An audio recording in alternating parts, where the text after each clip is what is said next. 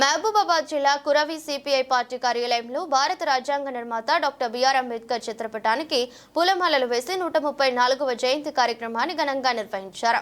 ఈ సందర్భంగా నల్లు సుధాకర్ రెడ్డి మాట్లాడుతూ అంబేద్కర్ ఏ ఒక వర్గానికో మతానికో ప్రాంతానికో సంబంధించిన వ్యక్తి కాదని, భారత ప్రజలందరికీ హక్కులను కల్పించి రాజకీయ ఆర్థిక స్వాతంత్రాలను ప్రజలందరికీ దక్కాలని, దేశ సమగ్రతకు భంగకరం కాకుండా రక్షణలను రాజ్యాంగంలో ఏర్పాటు చేసిన మహోన్నతమైన వ్యక్తి అంబేద్కర్ అని కొనియాడారు.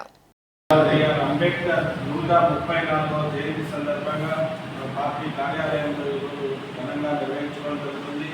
ముఖ్యంగా భారత రాజ్యాంగ నిర్మాత అయినటువంటి డాక్టర్ బిఆర్ అంబేద్కర్ ఏ ఒక వర్గానికో మతానికో ప్రాంతానికో సంబంధించినటువంటి వ్యక్తి కాకుండా ఈ దేశం లోపల ఉన్నటువంటి ప్రజలందరికీ హక్కులను కల్పించినటువంటి వ్యక్తి, దేశం యొక్క సార్వభౌమత్వాన్ని, సమగ్రతను, దేశం యొక్క ప్రజాస్వామ్యము, అదేవిధంగా స్వేచ్ఛ, సమానత్వం, ప్రాథమిక హక్కులు ఇలాంటి రక్షణలన్నీ భారత రాజ్యాంగంలో పొందుపరిచినటువంటి వ్యక్తి.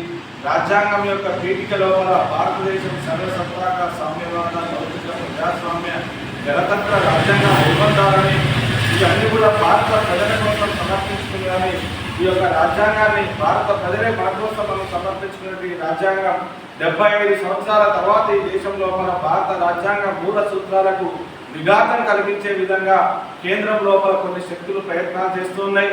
భారత రాజ్యాంగ లౌకిక వ్యవస్థ ఈరోజు చాలా ప్రమాదం లోపల పడిపోయింది. కాబట్టి ఆ రాజ్యాంగం లోపల ఉన్నటువంటి లౌకికత్వాన్ని, ప్రజాస్వామ్య స్ఫూర్తిని కాపాడుకోవడానికి ఈ దేశం లోపల ఉన్న ప్రగతిశీల శక్తులందరూ కూడా ఏకం కావాలని, రాజ్యాంగ స్ఫూర్తికి విఘాతం కలిగించేటువంటి ప్రతిఘాతక శక్తులను ఎదుర్కోవడానికి అంబేద్కర్ జయంతి వర్ధంతుల సందర్భంగా మనందరం కూడా స్ఫూర్తి పొందాలని, అదేవిధంగా అణగారిన వర్గాల కోసం హక్కులు కల్పించినటువంటి ఆ రాజ్యాంగ నిర్మాత మహాశయునికి ఘన నివాళులు అర్పించడం కాకుండా వారు రచించినటువంటి రాజ్యాంగాన్ని రక్షించుకోవడానికి కూడా ప్రతి పౌరుడు కూడా సన్నద్ధం కావాలని ఈ సందర్భంగా ప్రతిన పూనాలని సిపిఐ పార్టీ సూచిస్తుంది.